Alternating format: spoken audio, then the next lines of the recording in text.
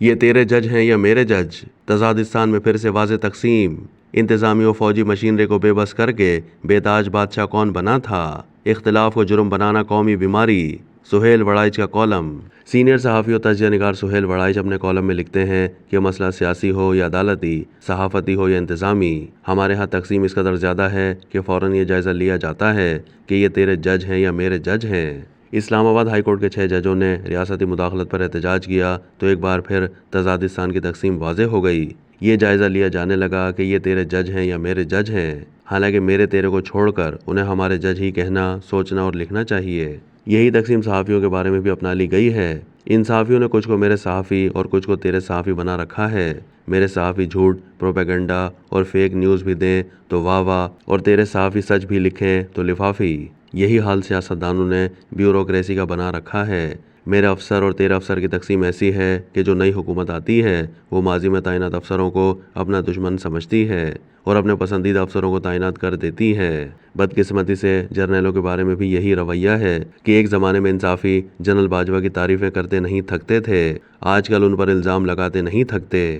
نونی بھی ججوں، جرنیلوں، افسروں اور صحافیوں کے بارے میں اسی افراط و تفرید کا شکار ہیں۔ جب تک تزادستان میں یہ تقسیم رہے گی، یہاں بہتری نہیں آئے گی۔ ہم سب کو دل بڑا کرنا چاہیے کہ کوئی جج، افسر، جرنیل یا صحافی ہمارے خلاف فیصلہ کر دے یا کچھ لکھ دے تو اسے بھی قبول کرنا چاہیے۔ معاشرے اختلاف کو قبول کر کے زندہ رہتے ہیں، مگر اختلاف کو جرم بنانا قومی بیماری کے مترادف ہے۔ یاد رکھیے، کل کے دشمن آج کے دوست ہوتے ہیں اور کل کے دوست آج کے دشمن بھی ہو سکتے ہیں۔ اس لیے کسی بھی شخص، چاہے وہ جج ہو یا جرنیل، صحافی ہو یا افسر، اس کے بارے میں فیصلہ کرنے سے پہلے اسے غلطی کا مارجن دیں۔ ہر ایک کو بے ایمان، بے انصاف اور بکاؤ مال قرار نہ دیں۔ ہو سکتا ہے کہ اس کی ایماندارانہ رائے ہی آپ کے خلاف ہو۔ 6 ججوں کی شکایت کو دیکھیں، یہ نہ دیکھیں کہ وہ تیرے جج ہیں یا میرے۔ ان کی شکایت کا ازالہ اور تفتیش ہونی چاہیے، نہ کہ ہم ان کے ماضی کو کھنگالنا شروع کر دیں۔ تزادستان تاریخ کے اس موڑ پر ہے کہ جہاں ہمیں اپنے تضادات ختم کرنا ہوں گے۔ یہ تیرا میرا مہذب معاشروں میں نہیں چلتا۔ معاشرے کا سب کچھ ہمارا ہوتا ہے۔ جس قدر جلدی ہم اس حقیقت کو اپنا لیں گے، بحیثیت قوم ہمارے لیے اتنا ہی بہتر ہوگا۔ ہماری سب سے بڑی سماجی، انتظامی اور سیاسی خرابی یہی ہے کہ ہر کوئی دوسرے کے کام میں مداخلت کرتا ہے۔ سماج میں بھی ہمارا ایک دوسرے سے یہی رویہ ہے، اداروں کا بھی آپس میں یہی رویہ ہے۔ فوج، سیاست، عدلیہ اور صحافت میں مداخلت کرتی آ رہی ہے۔ سیاستدان فوج اور عدلیہ میں مداخلت کرتے آ رہے ہیں اور عدلیہ سیاست پر غلط طور سے اثر انداز ہوتی آئی ہے۔ ایک چیف جسٹس نے تو پوری انتظامی اور فوجی مشینری کو اس قدر بے بس کر دیا تھا کہ وہ خود بے تاج بادشاہ بن گیا تھا۔ چاروں صوبوں کے افسر روزانہ اس کے دربار میں حاضری کے پابند تھے اور وہ اپنی مرضی کے فیصلے دے کر ملک کو درست سمت دینے کی کوشش کرتا تھا۔ پرائیویٹائزیشن کے عمل کو اس نے سبوتاژ کر کے رکھ دیا، سیاست کی چولیں ہلا دیں۔ اسی طرح کئی آمر جرنیلوں نے ملک کی سیاست، ثقافت اور معاشرت کو تباہ کر کے رکھ دیا۔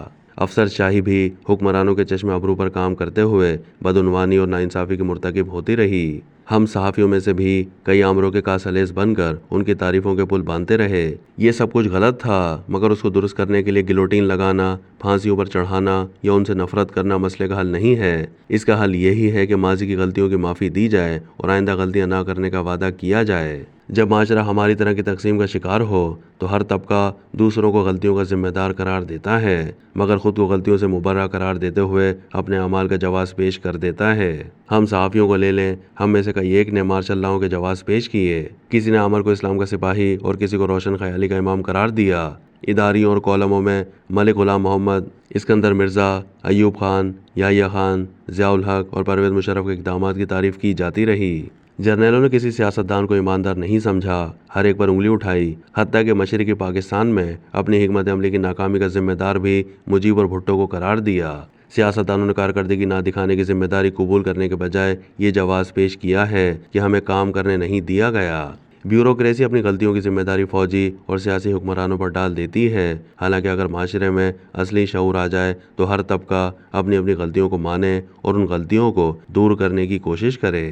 ایک دوسرے کو غلط ٹھہرانے سے مسائل حل نہیں ہوں گے۔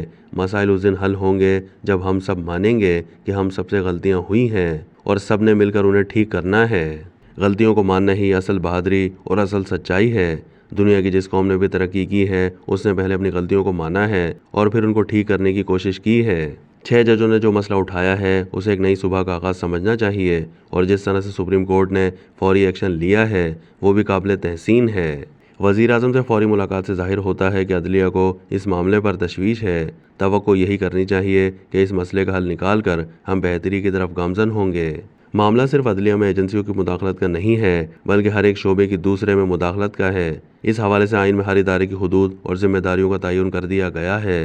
جو کوئی بھی دستور سے ہٹتا ہے اس کا محاسبہ کرنا چاہیے۔ ہمیں یہ طے کر لینا چاہیے کہ دستور ہی وہ واحد چیز ہے جس پر چل کر ہم سیاست، معیشت، عدالت اور صحافت کو بہتر کر سکتے ہیں۔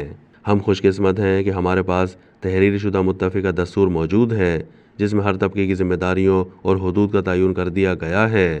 ہم سب کو بار بار دستور پڑھنا چاہیے اور طے کرنا چاہیے کہ ہم نے اسی پر عمل کرنا ہے۔ یہی فلاح اور ترقی کا واحد راستہ ہے۔